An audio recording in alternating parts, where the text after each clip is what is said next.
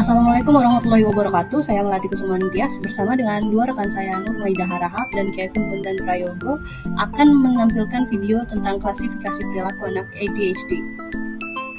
Yang akan dibahas dalam video kali ini, pertama ada definisi, lalu kedua ada klasifikasi, diikuti dengan gejala-gejala yang muncul pada anak, kemudian terakhir ada saran dan rekomendasi yang dapat membantu anak-anak ADHD.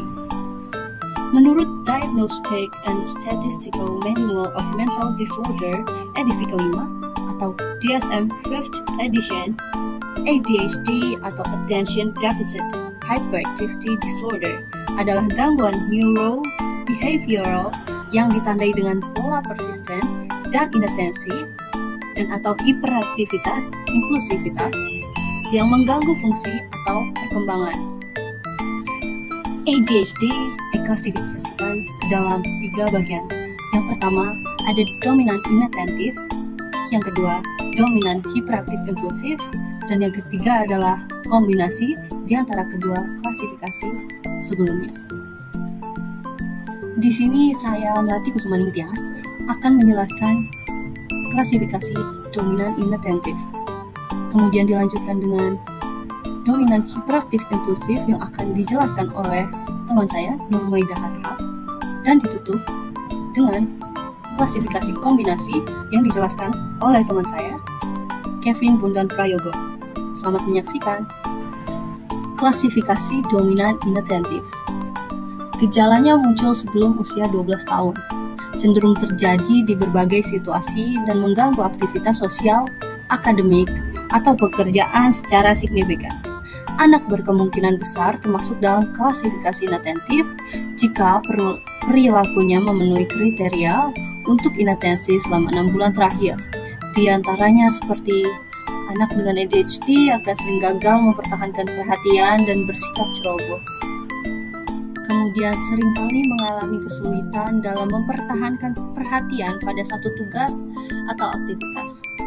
Sering tidak memperhatikan ketika diajak bicara secara langsung, sering tidak mengikuti instruksi dan gagal menyelesaikan pekerjaan atau tugasnya, sering melupakan sesuatu dalam aktivitas sehari-hari, sering mengalami kesulitan dalam mengorganisir tugas dan aktivitas, sering menghindari atau tidak menyukai tugas yang membutuhkan upaya mental berkepanjangan, sering kehilangan barang-barang yang diperlukan untuk mengerjakan tugas atau suatu aktivitas, dan mudah teralihkan perhatiannya oleh sesuatu dari luar. Dominan hiperaktif impulsif. Gejalanya muncul sebelum usia 12 tahun.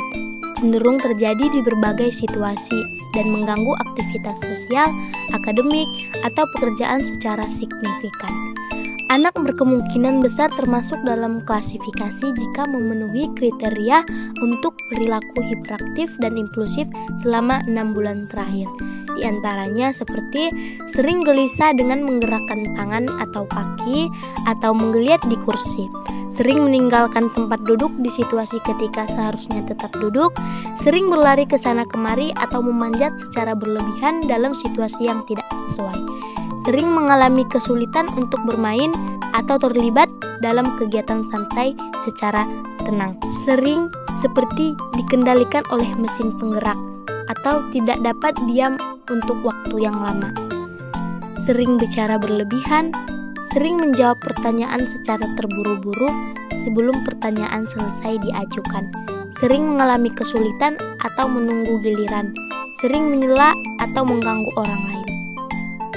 Kombinasi memenuhi minimal 6 dari 9 gejala yang dialami pada klasifikasi inattentif dan juga 6 dari 9 gejala yang dialami pada klasifikasi hiperaktif impulsif. Anak dengan ADHD tipe kombinasi dapat mengalami berbagai dampak negatif di berbagai area kehidupan antara lain. 1. Akademik.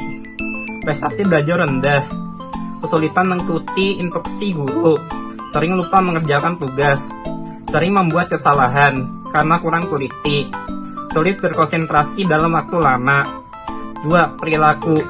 Mudah frustasi dan marah. Berperilaku mengganggu di kelas, sulit mengerti aturan, sering berkelahi atau bertengkar dengan teman, berisiko lebih tinggi terlibat kenakalan atau tindakan kriminal. 3. Sosial. Sulit menjalin persahabatan, dikucilkan oleh teman sebaya, kurang mampu membaca isyarat sosial, kesulitan mengikuti percakapan, sering menyela atau mendominasi percakapan. 4. Keluarga. Hubungan dengan orang tua atau saudara menjadi tegang, tingkat stres pengasuhan lebih tinggi, lebih berisiko mengalami cheat abuse. 5. Emosional. Rendah diri, depresi, kecemasan, frustasi tinggi. 6. Perkembangan. Keterlambatan perkembangan, keterampilan motorik halus atau kasar, keterlambatan perkembangan bahasa, gangguan proses belajar. Jadi, jika tidak ditangani dengan baik, ADHD kombinasi dapat sangat mengganggu fungsi anak di berbagai aspek kehidupan penting. Dalam DSM-5 terdapat beberapa rekomendasi untuk penanganan anak dengan ADHD.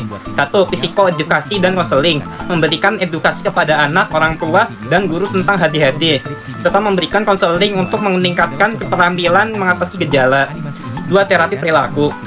Meliputi terapi perilaku orang tua atau parent behavior therapy untuk membantu mengatur lingkungan dan manajemen perilaku anak, serta terapi perilaku anak atau child behavior therapy untuk mengajarkan keterampilan mengatur diri sendiri. 3. Intervensi di sekolah. Berkoordinasi dengan pihak sekolah untuk mendapatkan akomodasi akademik yang tepat seperti tempat duduk khusus, perpanjangan waktu tes, dan instruksi khusus. 4. Pengobatan. Dapat digunakan obat-obatan psikofarmakologis seperti methylphenidate atau amfetamin untuk mengurangi gejala ADHD setelah pertimbangan manfaat resikonya. 5. Terapi kognitif perilaku. Untuk mengatasi masalah komorbid seperti gangguan mood, cemas, atau masalah perilaku dengan mengubah pola pikir negatif. 6. Intervensi psikososial seperti latihan keterampilan sosial, manajemen kemarahan, konseling keluarga untuk meningkatkan fungsi di area penting kehidupan. DSM-5 merekomendasikan penanganan multidimensi, kombinasi antara intervensi psikologis, perilaku, pendidikan, dan bila perlu pengobatan farmakologis dengan mempertimbangkan usia dan kondisi anak. Demikianlah tadi penjelasan mengenai klasifikasi dan perilaku anak ADHD dari kelompok kami. Terima kasih telah menyaksikan. Wassalamualaikum warahmatullahi wabarakatuh.